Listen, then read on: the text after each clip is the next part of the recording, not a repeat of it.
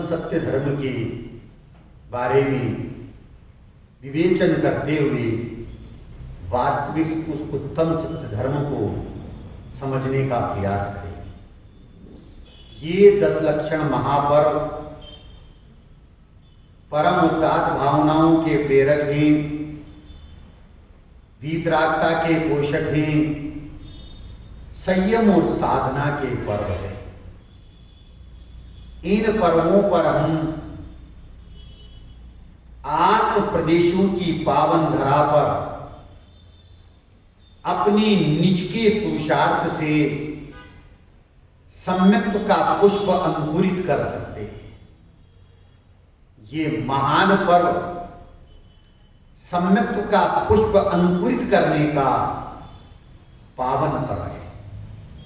इन पावन पर्व के प्रसंग पर हम स्वाध्याय, तप, तपस्या, ध्यान आदि की पावन धरा पर विरक्त मुनिराजों के द्वारा आराधित 10 धर्मों की आराधना करते हुए सुख और शांति का मार्ग प्रशस्त कर सकते हैं। ऐसे सुख और शांति के मार्ग के लिए ये 10 लक्षण महापर्व हमारे बीच में आए हैं। कहते हैं 10 दिन के लिए 10 लक्षण महापर्व है और मनाते भी 10 दिन के लिए, पर वास्तव में 10 लक्षण महापर्व तो साल भर प्रति समय परिणति में जो वीतराग भाव प्रकट होता है, विकारी भावों के अभाव पूर्वक, बस उसका नाम 10 लक्षण धर्म है, 10 लक्षण पर्व है। इन 10 दिनों में तो मात्र उनकी चर्चा करते हैं, विवेचना करते हैं, विश्लेषण करते हैं, कि किस प्रकार से सम्यक दृष्टि धर्मात्माओं को, अणुव्रती पंचम गुण स्थान वाले को, महाव्रती दिगंबर संत मुनिराजों को अपनी परिणति में हर पल ये उत्तम सामाजिक धर्म निर्मल परिणति के रूप में वर्तते हैं। क्यों वर्तते हैं? हेतु क्या है, कारण क्या है? कि उन ज्ञानी जनों के हर समय दिन रात आत्मा का चिंतन, मृदु संभाषण में वही कथन, निर्व्रस्त दिगंबर काया से भी प्रकट हो रहा अंतरमन। इस 10 दिनों में ही साल भर है, साल भर का हर समय, ये बात हर समय दिन रात आत्मा का चिंतन। जिनके धारणा ज्ञान में वो आत्मा बस चुका है, धारणा ज्ञान में वो आत्मा आ चुका है और ये निर्णय कर लिया है धारणा ज्ञान में कि मैं कौन हूं? बोलो, मैं कौन हूं? मैं ज्ञायक स्वरूपी भगवान आत्मा। ये निर्णय हो गया। अब अपने उपयोग रूपी घोड़े को उन्होंने इस ज्ञायक स्वरूपी भगवान आत्मा रूपी ध्रुवधाम खूंटे से बांध दिया है। इसलिए हर पल उपयोग में, हर पल परिणति में उनके आत्मा के स्वरूप का चिंतन चलता है, विचार चलता है और वो विचारों की श्रृंखला जब विराम पा जाती है तो परिणति में आत्मा की अनुभूति होती है, स्वसंवेदन होता है, वीतराग परिणति होती है। उसका नाम ही 10 लक्षण धर्म है। अरे 10 दिन तो केवल चर्चा के लिए हैं, उनके स्वरूप को समझने के लिए। जिस प्रकार से आत्मा का स्वभाव क्षमा है, आत्मा का स्वभाव मार्दव है, आत्मा का स्वभाव आर्जव है, आत्मा का स्वभाव शौच है, उसी प्रकार से आत्मा का स्वभाव सतरूप है। भैया चर्चा कर रहे हैं, मेरा मरण हो जाएगा इसका भय बना रहता है। पर ज्ञानी क्या कहते हैं? ये अज्ञानता के कारण से, बात बिल्कुल सही, ये जीव अज्ञानता के कारण से, देह बुद्धि होने के कारण से, प्राप्त पर्याय में तन्मयता होने के कारण से इसके वियोग को अपना वियोग, इसके मरण को अपना मरण मानता है। पर ज्ञानी क्या मानते हैं? ग्रंथाधिराज समय सार जी के अंत में 47 शक्तियों का विवेचन है। उसमें पहले नंबर की शक्ति का क्या नाम है? जीवत्व शक्ति। क्या कहती है? जीवत्व से जीता सदा हूं, मैं कभी मरता नहीं। दादाजी, मैं मरूंगा कि नहीं मरूंगा? हैं? एक बार अंतर से निकलना चाहिए। चैतन्य मात्र भाव प्राण को धारण करना, जिसका लक्षण है वो जीवत्व शक्ति से, जीवत्व शक्ति है और जीवत्व शक्ति के कारण से मैं जीता था, जीता हूं। और फिर मरण किसका होगा? मरण किसका होगा? किस पड़ोसी का होगा? मेरा नहीं होगा। जिसका मरण होता है वो मैं नहीं और मेरा कभी मरण होता नहीं। जिसका जन्म होता है वो मैं नहीं, मेरा कभी जन्म होता नहीं। भागचंद जी पंडित जी हुए, कथानक नहीं सुनाना मेरे को उनका। भागचंद जी पंडित जी हुए अंत समय में, जब वो आराधना पूर्वक, आलोचना, सामायिक प्रतिक्रमण, प्रत्याख्यान पूर्वक आराधना करते थे, लेकिन अंत समय में देह क्षीण हो गई और लोग, परिवार वाले, समाज वाले इंतजार कर रहे। काय का इंतजार? देह छूटने का, देह छूटने का। मिलने के लिए आए, कुशल क्षेम पूछा और लोगों ने कहा भाई जी बहुत तकलीफ है। वो क्या कहते हैं? भाई ये तकलीफ मेरे में नहीं है, ये तकलीफ मेरे पड़ोसी में है, मेरे में नहीं है। जो आपको तकलीफ लग रही है इस शरीर के कारण से, मैं तो उस तकलीफ का भी, उस दुख का भी और इस शरीर का भी ज्ञाता हूं। क्या हूं? ये कहना भी उपचार है, व्यवहार है, क्योंकि परिणति अभी बाहर है, उपयोग बाहर है, इसलिए ज्ञान का ये बन रहा है। पर यथार्थ तो ये है, करे जिसका मरण होता है ये मैं नहीं हूं और मेरा कभी मरण होता नहीं है। और उन्होंने अंतिम पंक्तियां सुनाई थी, अब हम अमर भये न मरेंगे, अब हम अमर भये न मरेंगे, तन कारण मिथ्यात्व दियो तज, क्यों कर देह धरेंगे, अब हम अमर भये न मरेंगे। दादाजी क्या कहा उनने? ये उनकी बात है, आपकी हमारी थोड़ी है। अरे आपकी हमारी बात भी यही है। उत्तम सत्य धर्म को समझना है ना। ये सत्य धर्म क्या कह रहा है, क्या कहता है कि सत स्वभाव सभी के पास में है। ध्यान से सुनना भैया, विचार करना, उपयोग की स्थिरता रखते। सत स्वभाव सभी के पास में है, इसलिए सभी द्रव्य सत हैं। क्या कहा? सत स्वभाव सभी के पास में है, इसलिए सभी द्रव्य सत है। परंतु टोडरमल जी के शब्दों, परंतु जितना निज सत्य है वही ही सत है। क्या कहा? जितना निज सत्य है उतना ही सत्य है। जो निज सत्य है वही शरण है, सत्य है, शिव है और सुंदर है। क्या कहा? जितना निज सत है वो ही शरणभूत है। निज आत्मा निश्चय शरण व्यवहार से परमात्मा, जो खोजता पर की शरण वह आत्मा बहिरात्मा। कि जितना निज सत है वही शरणभूत है।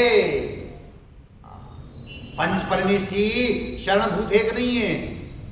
है निश्चय से, व्यवहार से? व्यवहार से। बहुत बढ़िया। ये जितना निज सत्य है वो निश्चय है, वो शरणभूत है, वही सत्य है, वही शिव है, वही सुंदर है। सत्य है अर्थात शाश्वत है, त्रिकाल है, अनादि अनंत है। शिव अर्थात कल्याण स्वरूप है और सुंदर अर्थात जो उपमाओं से रहते, उपमातीत है। गाथा नंबर 3 में समय सार जी की क्या कहा है? सुंदर एकत्व निश्चय गत समय सर्वत्र सुंदर लोक में, इससे बने बंधन कथा जुड़ी रोधनी एकत्व में। क्या कह रहे हैं? इस लोक में एकत्व निश्चय गत समय सर्वत्र सुंदर लोक। जिसका स्व से एकत्व बना है, पर से विभक्त बना है, ऐसा एकत्व विभक्त आत्मा ही सुंदर है। बड़े पंडित जी रविंद्र जी डॉक्टर साहब हैं, वो क्या कहते हैं मंगल श्रृंगार में? एकत्व ज्ञानमय ध्रुव स्वभाव ही एकमात्र सुंदर जग में, जिसकी परिणति उसमें ठहरे वह स्वयं विचरती शिव मग में, वह स्वयं विचरती शिव मग में। क्या कह रहे? एकत्व ज्ञानमय ध्रुव स्वभाव ही एकमात्र सुंदर जग में। कौन सुंदर है? ये लोग सुंदर है, पत्नी सुंदर है, बच्चे सुंदर हैं, मेरा शरीर सुंदर है? नहीं, ये तो पुद्गल, पुद मतलब मिलते और गल मतलब बिछुड़ जाते, पूरन गलन सड़न वाले हैं। सारी जिंदगी इसकी सेवा करते, इसका ख्याल रखते हैं और अंत में ये धोखा देता है। ये धोखा देता है। इससे पूछे तो क्या भैया मैं कहां धोखा दे रहा हूं, मेरा तो स्वरूप ही है, तुमने मान रखा था मेरे को अपना, मैंने थोड़ी माना था। है?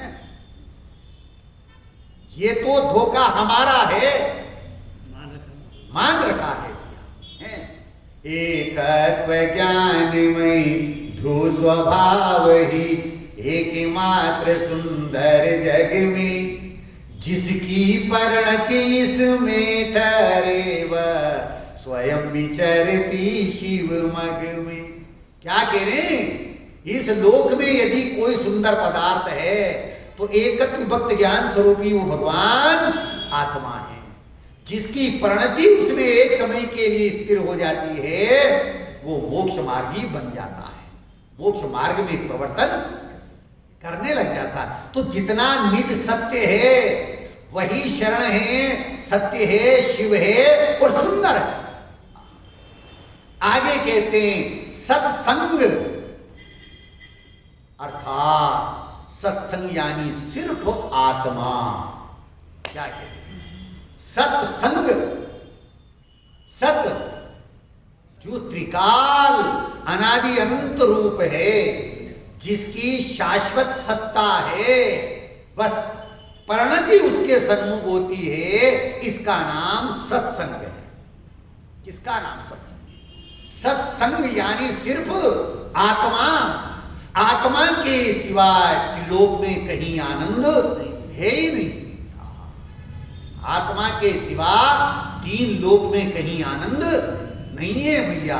बाह्य लोक के पदार्थों से हम आनंद मानते हैं, वो आनंदाभास है, वो सुखाभास है, सुख नहीं है। सुख स्वरूपी, सुख का स्रोत, सुख का दरिया वो ज्ञायक स्वरूपी भगवान आत्मा है। लेकिन सुख प्रकट क्यों नहीं हो रहा है? सुख प्रकट क्यों नहीं हो रहा है? कारण क्या है? विषयों का मैं दास बना था, कुआ पी गया फिर भी प्यासा। डॉक्टर हैं? किसका दास बना था? विषयों का मैं दास बना था, कुआ पी गया फिर भी प्यासा। आओ तृप्त स्वयं को करने, ढूंढे यहाँ ज्ञान के झरने। किसको तृप्त करना है? दुनिया को करना है? अपने को? अपने को। प्राप्त है सो पर्याप्त है, प्राप्त है सो पर्याप्त है। आओ तृप्त स्वयं को करने, ढूंढे यहाँ ज्ञान के झरने। आती धर्म लहर की जय हो, जय ध्रुव धाम शिखर की जय हो, जय ध्रुव धाम शिखर की जय हो। है? किसको ढूंढना है? अपने आप को ढूंढना। ज्ञान के झरने कहां झरेंगे? अपनी परिणति में। कब झरेंगे? जब परिणति ज्ञान स्वरूपी भगवान आत्मा के सन्मुख हो। धर्म लहर प्रकट होगी, धर्म प्रकट होगा, एक धर्म नहीं, अनंत धर्म एक साथ निर्मल परिणति रूप प्रकट होगी। इसलिए ज्ञानी किसकी जय जयकार करते हैं? ध्रुव धाम शिखर की जय। जो ध्रुव धाम है, त्रिकाल सत्ता स्वरूप है, ऐसे ज्ञायक स्वरूपी भगवान आत्मा, वो सत स्वरूपी है, वो सत स्वरूपी। ऐसे सत्स्वरूपी आत्मा के आश्रय से हमने सत्य किसको मान लिया है? ध्यान से सुनना है कि सत्य वचन बोलने को, सत्य बोलने को सत्य धर्म मान लिया है। सत्य धर्म किसको? भैया सदा सत्य बोलना, सच बोलना है। सत्य बोलने का नाम सत्य धर्म है। पर आचार्य देव कहते हैं जिसने सत्य बोलने को, वाणी को, इस भाषा वर्गणा को, सत्य बोलने को ही सत्य धर्म मान लिया है, तो उसे तीन काल में भी सत्य धर्म की प्राप्ति नहीं। क्यों नहीं होगी? कारण क्या है? करे ग्राम में चोरी हो गई है और चोर को पकड़ लिया और सजा भी दे दी है। चोर को पकड़ लिया और सजा भी दे दी है, लेकिन फिर भी चोरियां बंद नहीं। क्यों नहीं? कि जो असली चोर था वो तो पकड़ में आया ही नहीं है, और दूसरे को पकड़ करके उसे सजा दे। चोरियां बंद होगी कि नहीं बंद होगी? उसी प्रकार से जो सत्य धर्म है ही नहीं, सत्य वचन, ये पुद्गल भाषा वर्गणा रूप वचन रूप है, और जिसके आश्रय से सत्य धर्म होता है उसमें और इस भाषा वर्गणा में, शब्द वचनों में अत्यंता अभाव है। तो प्रश्न खड़ा हो सकता है, तो फिर सत्य नहीं बोले? प्रश्न खड़ा हो सकता है, क्या सच वचन नहीं बोले? कहां लोक में व्यवहार से, उपचार से सत्य वचन को भी सत्य धर्म कहा जाता है, परंतु सत्य धर्म है नहीं। शब्दों में वो ताकत नहीं है, शब्दों में वो सामर्थ्य नहीं है कि सत्य धर्म को प्रकट करे, लेकिन अर्थ की विराटता को समझने के लिए शब्दों का अवलंबन लिया जाता है। किसकी विराटता? अर्थ की विराटता को समझने के लिए। अर्थ मतलब वस्तु, और कौन सी वस्तु? आत्म वस्तु। उसकी विराटता को समझने के लिए शब्दों का अवलंबन लिया जाता है, परंतु शब्द हैं वो अर्थ अर्थात वस्तु आत्मा नहीं है। शब्द तो वाचक है और सीमित है। शब्द तो वाचक है, आप बोले ना, सीमित है, और आत्मा तो अनादि अनंत है। शब्द 65,536 शब्दों की एक पणट्ठी होती है। पणट्ठी इंटू पणट्ठी इज इक्वल टू बादाल, बादाल इंटू बादाल इज इक्वल टू इकट्ठी, और एक कम इकट्ठी इतने शब्द हैं। बस एक कम इकट्ठी इतने शब्द हैं, इससे आगे शब्द नहीं है। शब्द तो सीमित है, और मैं कैसा हूं? शब्दातीत अनादि अनंत असीम। जो अनादि अनंत है, असीम है, वो शब्दों की सीमाओं में कैसे बांधा जा सकता है? कि नहीं बांधा जा सकता। शब्द वाचक है और वस्तु आत्मा पदार्थ वो वाच्य है, लेकिन शब्द है वो आत्मा नहीं।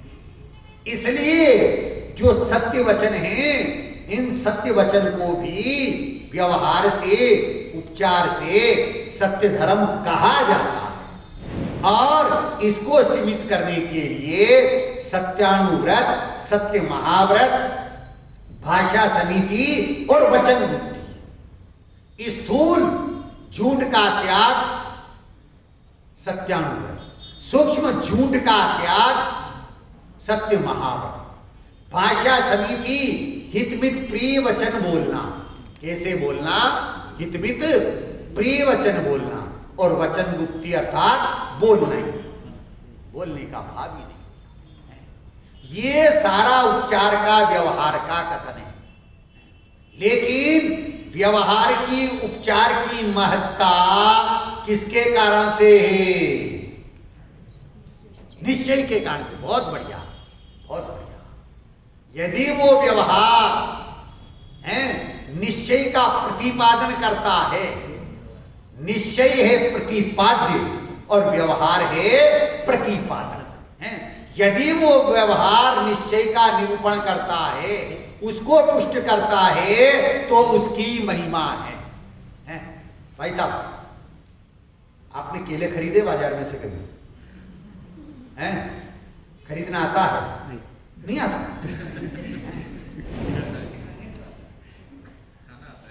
खाना आता है। बहुत बढ़िया। अरे केले खरीदने के लिए गए और ठेले वाले से कहा, भैया हमें केला चाहिए। क्या भाव दिया है? बाबूजी 20 रुपए किलो दिया है। भैया हमें ओनली केला चाहिए, ये छिलका नहीं चाहिए। हैं डॉक्टर साहब, वो ठेले वाला क्या कहेगा? आप पहले मेंटल हॉस्पिटल में वो करके आए हैं। क्यों मेंटल हॉस्पिटल में क्यों जाऊं?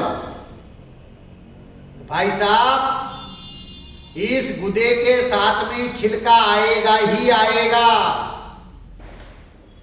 ठगता है, 20 रुपए किलो में छिलका देता है। भाई साहब, ये 20 रुपए किलो में ही आएगा। जो भाव है मोल है वो छिलके का नहीं है, वो गुदे का है। पर गुदे के साथ में होने से छिलका भी केला कहने में आता है। लेकिन जब घर पे ला करके केला खाते हैं, गुदा खाते हैं, तो छिलके का क्या हो जाता है? छोड़ना पड़ता है, छूट जाता है। हे करना पड़ता है, हे हो जाता है, हो जाता है। ऐसे ही सत्य को जिन वचनों के द्वारा कहा जाता है, उसे भी सत्य धर्म कहा जाता है। क्या कहा? सत्य को जिन वचनों के द्वारा कहा जाता है, उन वचनों को भी सत्य धर्म कहा जाता है। पर ज्ञानी ये कहते हैं सत्य वचन है, ये सत्य धर्म नहीं। सत्य के सिवा अन्यत्र कहीं भी सुख नहीं है। ऐसे सत्य को जिन वचनों के द्वारा कहा जाता है, उसको भी उपचार से, व्यवहार से सत्य धर्म कहा जाता है। कहते हैं नित बोले वचन समार, झूठ कोटार निंद परिहार, कठोर वच माला, जो देखो जानो वही कहो तत्काला। जिस सत में हो जी घात, उठे उत्पात, झूठ कोटार, जीवनी धर नाही। क्या कह रहे हैं? जिस सच में हो जी घात, उठे उत्पात, झूठ सम्भ्रात, जान बिसराओ, नहीं राग द्वेष से बात बनाओ। वसुराजा नरक सिधारा, पर्वत का वचन सुधारा, नारद गया स्वर्ग मझारा, हे बाल विधिल संसारा। पशु पक्षी वचन विहीन, कर्म आधीन, मनुष्य परवीन, जन्म काला तिन लिया जिन्होंने जग में सत्य निवारा। हो जग में हो जगत विषय पर प्रीत, करे सब प्रीत, सत्य की रीत गहो नर नारी। 10 लक्षण धर्म विचार जीव संसारी। क्या कह रहे? वसु राजा नरक सुधारा, सिधारा पर्वत का वचन है। नारद गया स्वर्ग मझारा, हे बाल विथिल संसार। क्या कह रहे? एक झूठ से भी नरक पहुंचा है, झूठ का पोषण किया था, समर्थन किया था है, उसके कारण से वो नरक चला गया है। क्या कह रहे? झूठ वचन से है। लेकिन यहां क्या कह रहे हैं कि झूठ वचन तो है, परंतु साथ में आत्मविराधना का परिणाम भी था। उस आत्मविराधना के परिणाम के कारण से और झूठ वचन के कारण से जो है वो राजा नरक पहुंचा है। इसलिए व्यवहार से सत्य वचन को भी सत्य धर्म कहा जाता है।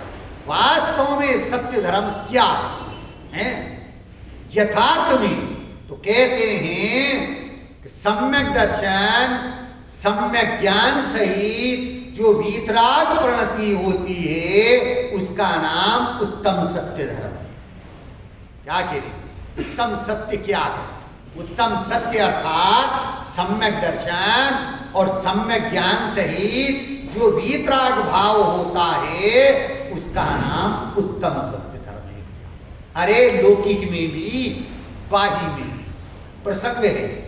एक बालिका पाठशाला गई और पाठशाला गई तो वहां गुरुजी ने ये सिखाया। क्या सिखाया? कि जो अपना पड़ोसी है उसके साथ स्नेह वात्सल्य पूर्वक रहना चाहिए। क्या सिखाया भाई साहब?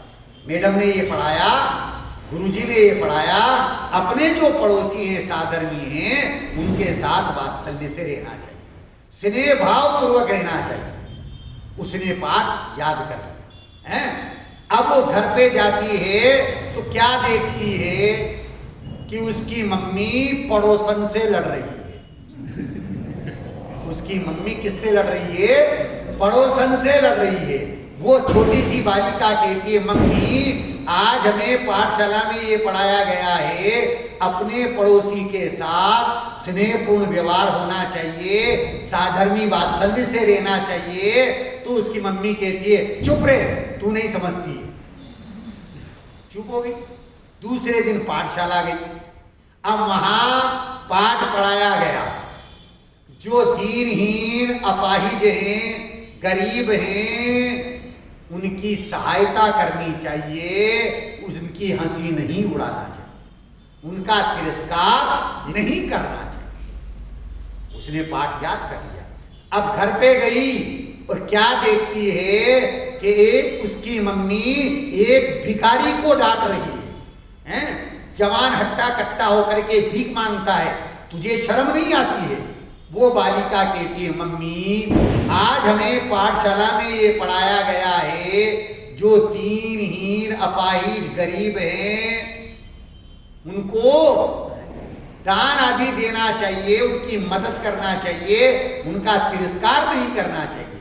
उसकी मम्मी कहती है, तू चुप रहे, तू नहीं समझती। अब तीसरे दिन फिर पाठशाला गई और उसको मैडम ने सिखाया, झूठ नहीं बोलना चाहिए, सत्य बोलना चाहिए। झूठ नहीं बोलना चाहिए, सत्य बोलना चाहिए। अब वो घर गई और जैसे ही उसने प्रवेश किया और बाहर से ग्वाले ने आवाज लगाई, दूध देने वाले भाई साहब हैं, बाबूजी हैं। वो लड़की बाहर आई। क्या बात है? बाबूजी हैं, आपके पापा हैं। अब वो अंदर जाती है और मम्मी से कहती है, मम्मी पापा हैं। मम्मी कहती, बेटा कह दो कि पापा घर पे नहीं है। अब उसने पीछे देखा तो पापा कमरे में लेटे हुए थे। उसने कहा, मम्मी हमें पाठशाला में ये पढ़ाया गया है कि झूठ नहीं बोलना चाहिए, सत्य बोलना चाहिए। झूठ बोलने से पाप लगता है। मम्मी कहती कह दिया ना तेरे को, तू नहीं समझती है, चुप रहे, कह दे तो पापा घर पे नहीं। अब वो लड़की गई और उस दूध वाले से कहा मम्मी कहती है कि पापा घर पे नहीं है। कौन कहती है? मम्मी कहती है पापा घर पे नहीं। अब इतना कथनक आपने सुन लिया, अब जवाब आपको देना है। क्या चौथे दिन वो बालिका स्कूल जाएगी, पाठशाला जाएगी? हैं? नहीं जाएगी। बहुत बढ़िया, बिल्कुल सही जवाब है आप। हैं? नहीं जाएगी। प्रातः काल उठी नहीं, सूर्य उदय हो गया, मम्मी ने जो है उठाया, बेटा उठना नहीं है। हाँ मम्मी नहीं उठना है। कि पाठशाला नहीं जाना है, कि नहीं जाना है, कि क्यों नहीं जाना है? वहां सब गलत पढ़ाया जाता है, वहां सब उल्टा पढ़ाया जाता है। मम्मी ने कान पकड़े, बेटा सो रही है। वहां गलत नहीं पढ़ाया जाता, वहां सही पढ़ाया जाता है। गलत तो हम हैं। उसी प्रकार से आचार्य देव यहां ये कह रहे हैं कि उत्तम सत्य धर्म हमने शब्दों में मान लिया था, वाणी में मान लिया था, वचनों से मान लिया था।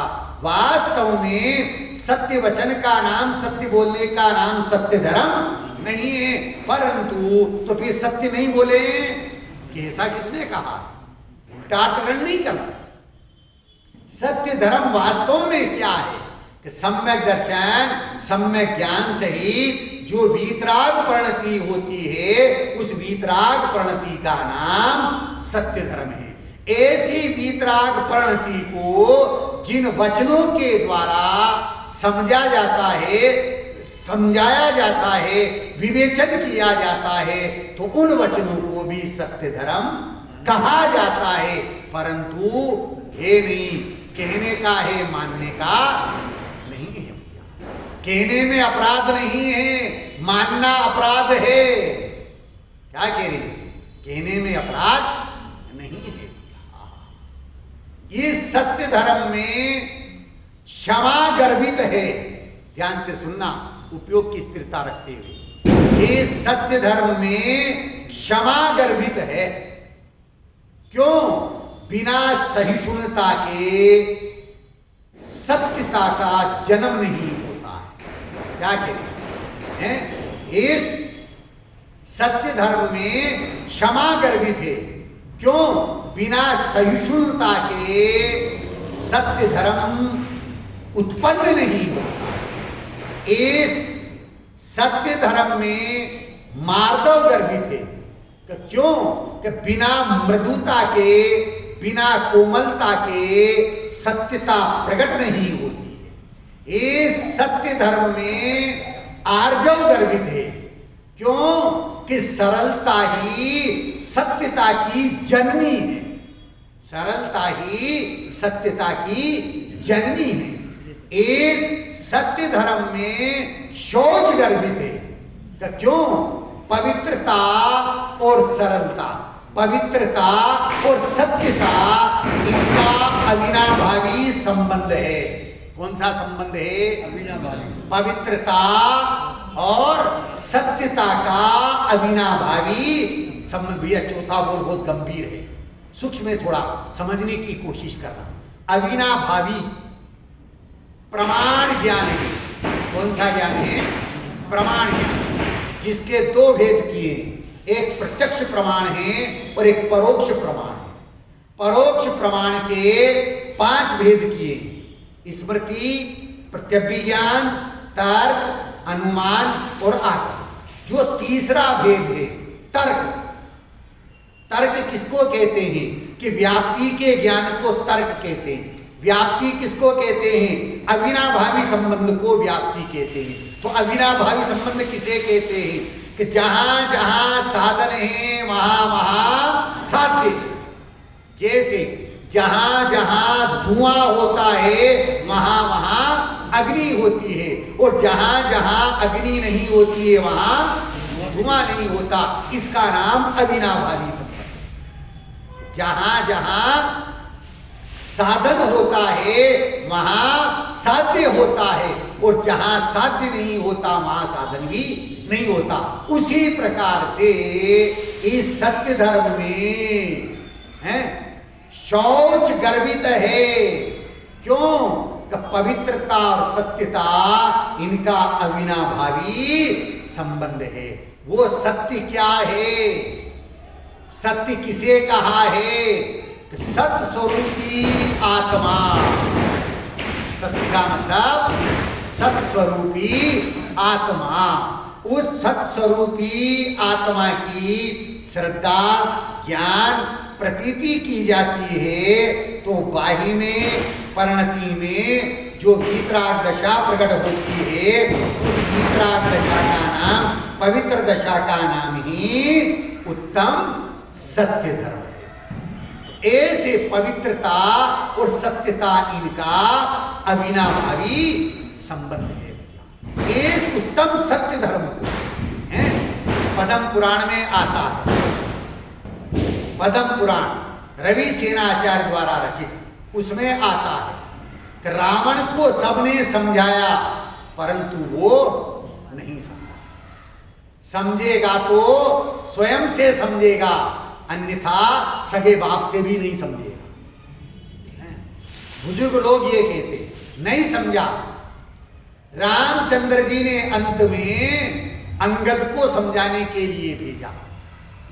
बाली पुत्र अंगद जो है छोटा सा बालक था और वो इस रावण को समझाने के लिए गया, और वो रावण को संबोधित करता है, समझाता है, तो रावण हंसता है, मुस्कुराता है और कहता है क्या रामचंद्र जी के खेमे में, रामचंद्र जी के दल में कोई दाढ़ी मूछ वाला नहीं था, फिर छोटे से बालक को समझाने के लिए भेज दिया। क्या कहा? रामचंद्र जी के दल में कोई दाढ़ी मूछ वाला नहीं था, जो छोटे से बालक को समझाने के लिए भेज दिया। अंगद उसकी बात को सुनकर के कहता है अरे मुझे पता नहीं था। क्या कहता है? ध्यान से सुनना। कि मुझे पता नहीं था कि रावण जैसा विद्वान सत्य का माप, समझ का माप दाढ़ी मूछ से करता है, अन्यथा मैं अपने साथ में बकरे को लेकर के आ जाता। सत्य का दिग्दर्शन कराया उस बालक को। सत्य का माप दाढ़ी मूछ से नहीं है, सत्य का माप सत स्वरूपी आत्मा को समझना।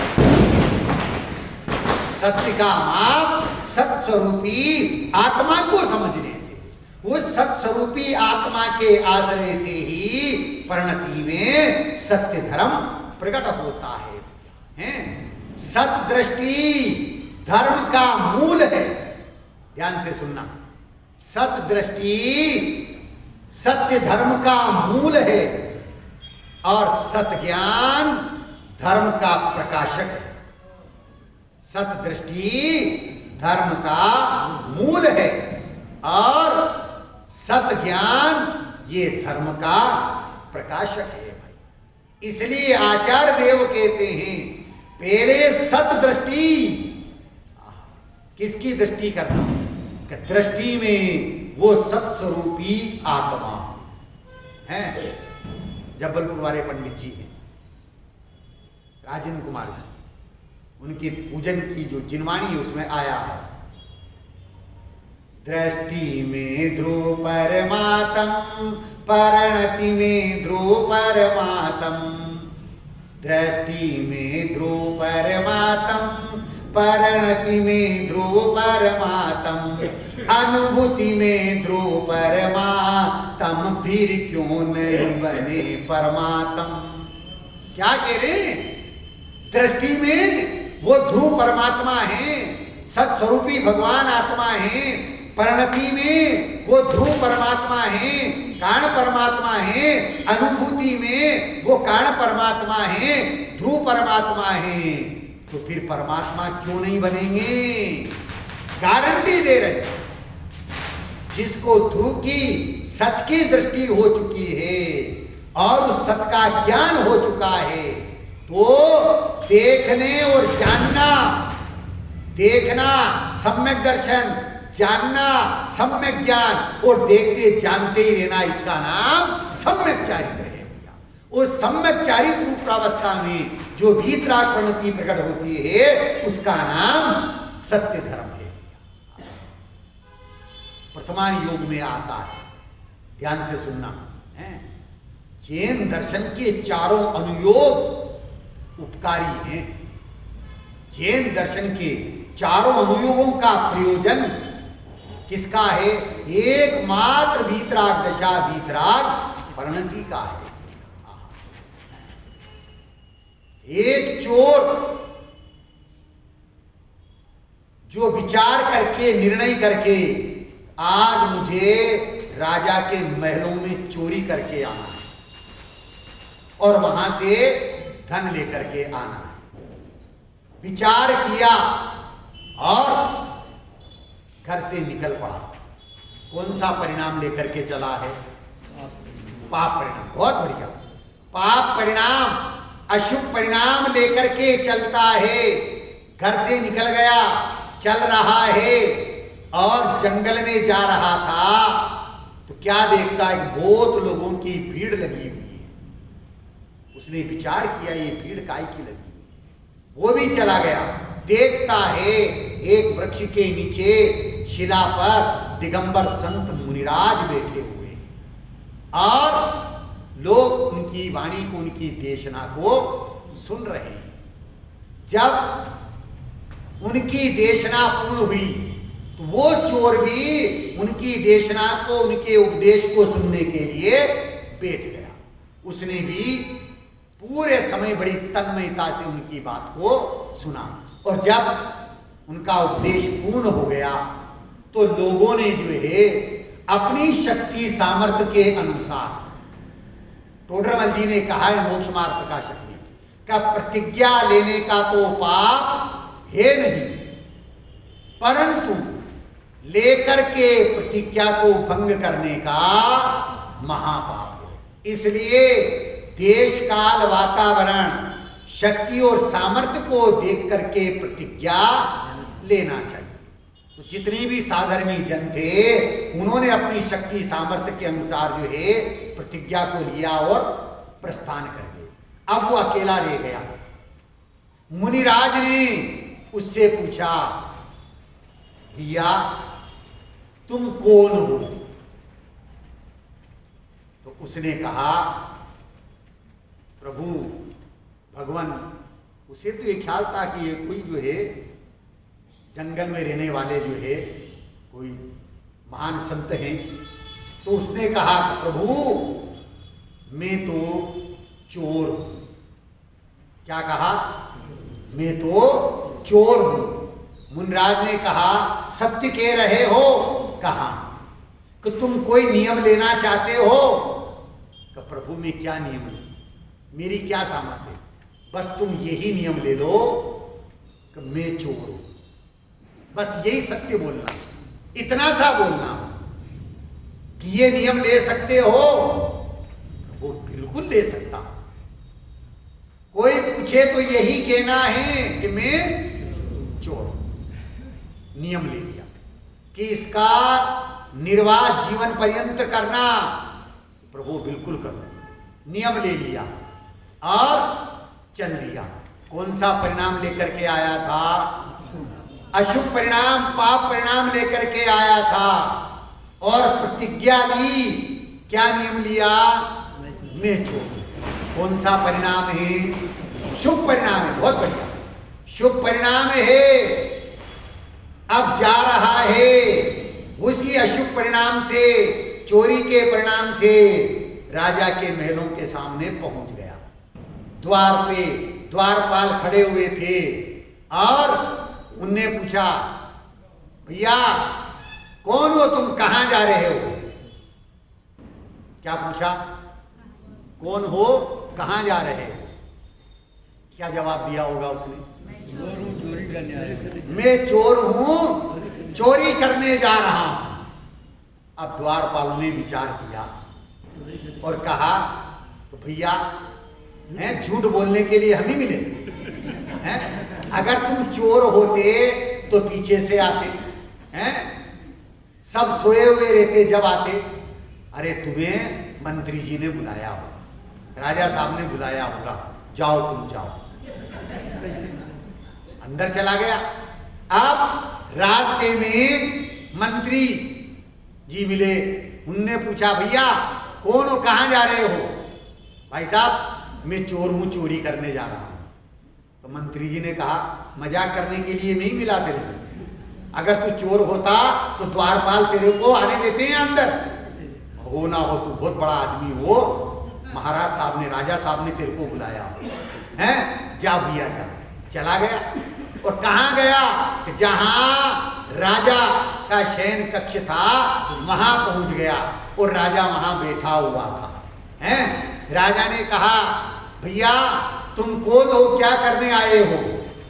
राजन मैं चोर हूं, चोरी करने आया हूं। राजा ने कहा मजाक करने के लिए नहीं मिला था तेरे को, अगर तू चोर होता तो द्वारपाल आने देता, मंत्री तेरे को आने देता।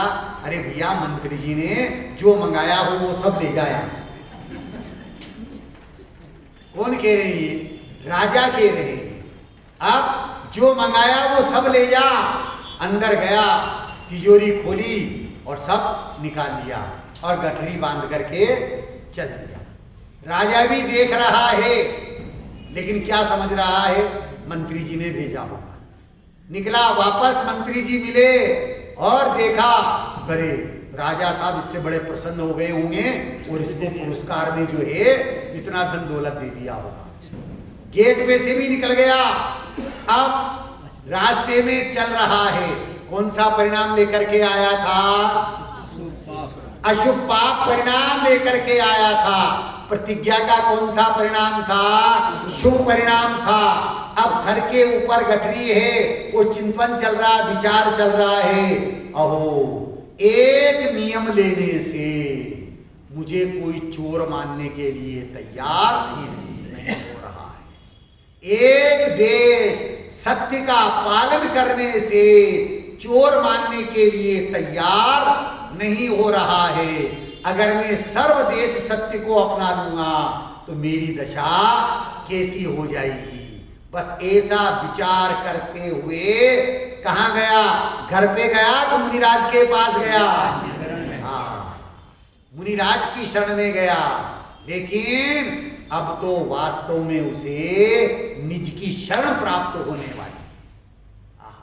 कह रहे मुनिराज की शरण में गया लेकिन वास्तव में उसे निज आत्मा की शरण प्राप्त होने वाली। मुनिराज के पास में गया, गठरी नीचे रखी और हाथ जोड़ करके कहा प्रभु आपके इस एक नियम ने कमाल कर दिया। मुनिराज ने कहा क्या कर दिया भैया? कब मेरे को कोई चोर मानने के लिए तैयार नहीं हो रहा है? देखो इतना धन लेकर के आ गया मैं राजा के यहां से। ये इस एक देश सत्य का प्रभाव है कि मुझे कोई चोर नहीं मान रहा है। अगर मैं सर्वदेश सत्य को अपना लूंगा तो मेरी दशा कैसी हो जाएगी? दिगंबर संत मुनिराज कहते हैं तेरी दशा और मेरी दशा एक जैसी हो जाएगी। तेरी दशा और मेरी दशा एक जैसी हो जाएगी।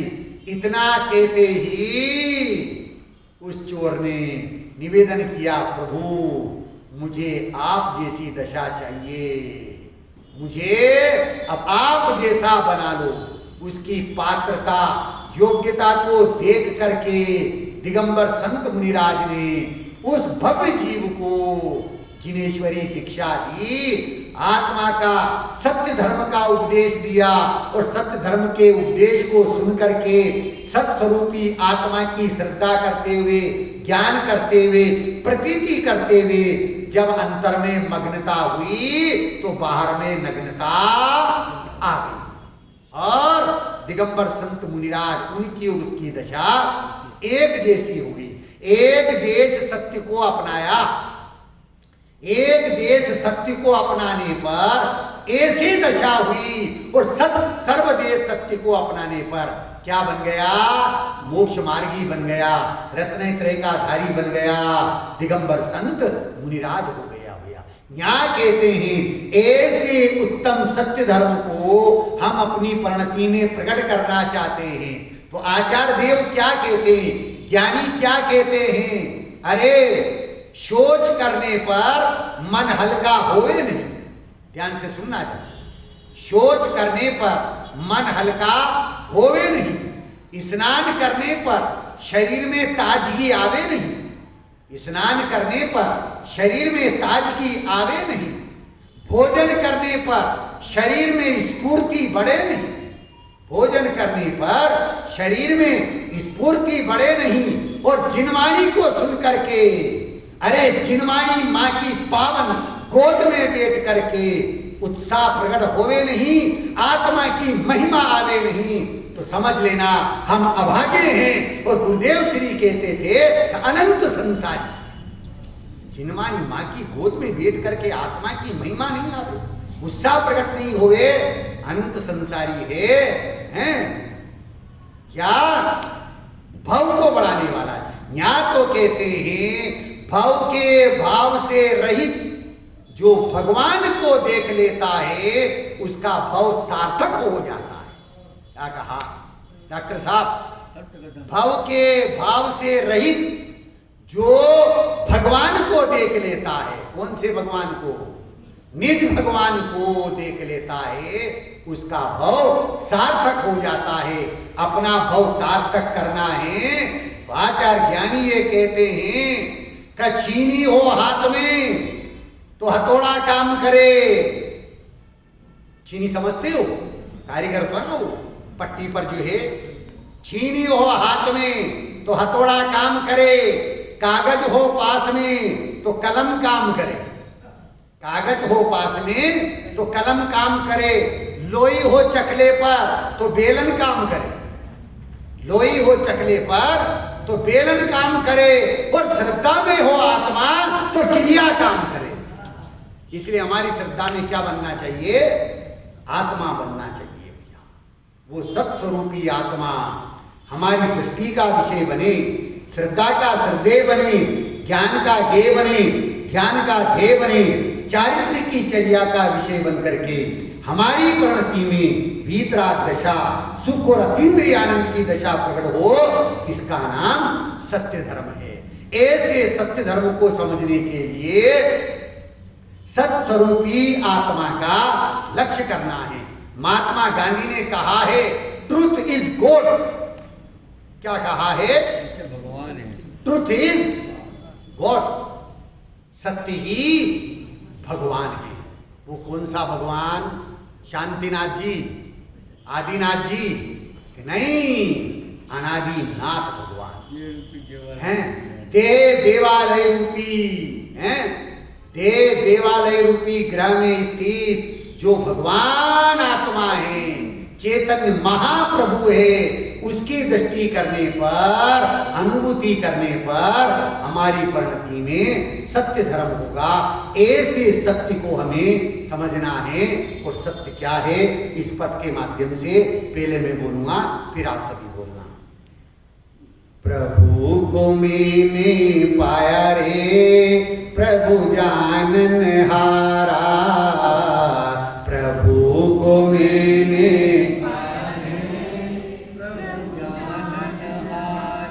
सत्य को मैंने जाना रे, प्रभु जानन हारा। सत्य को मैंने जाना रे, जानन हारा। प्रभु को मैंने जाना रे, प्रभु जानन हारा। प्रभु को मैंने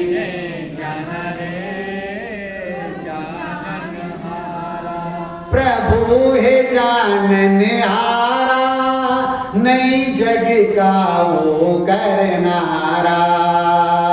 प्रभु है जानने हारा, नई जग का वो करनारा।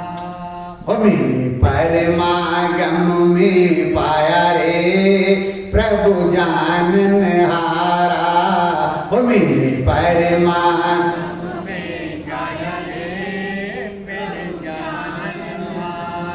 में प्रभु को मैंने पाया रे प्रभु जानन हारा। प्रभु को मैंने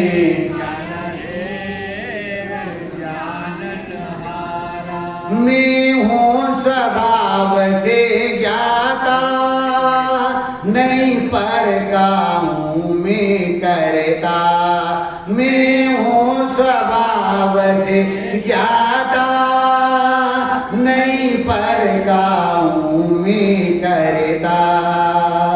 मैंने समय सार में पाया रे प्रभु जानन हारा। हो मैंने समय सार में जाना रे मैं जानन हारा। प्रभु को मैंने पाया रे प्रभु जानन हारा। प्रभु को मैंने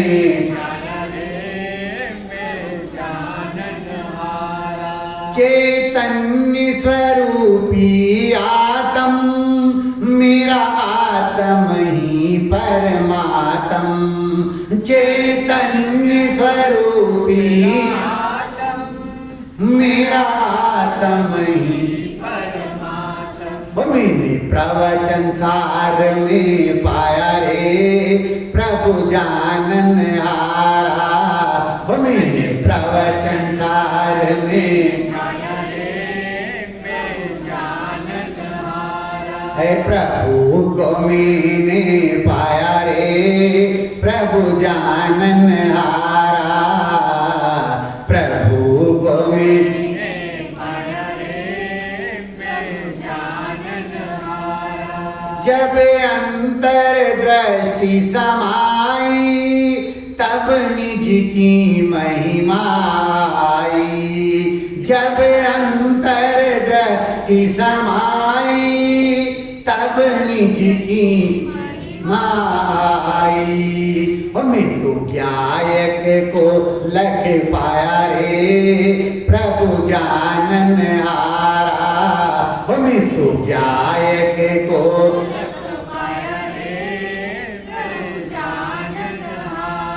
हे प्रभु को मैंने पाया रे प्रभु जानन हारा।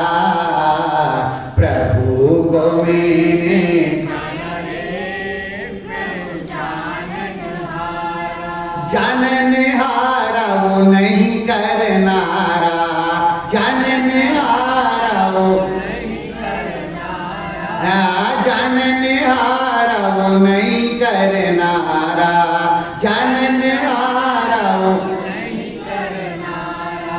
प्रभु को मैंने पाया रे प्रभु जानन हारा। प्रभु को मैंने पाया रे प्रभु जानन हारा। प्रभु को मैंने पाया रे प्रभु जानन हारा।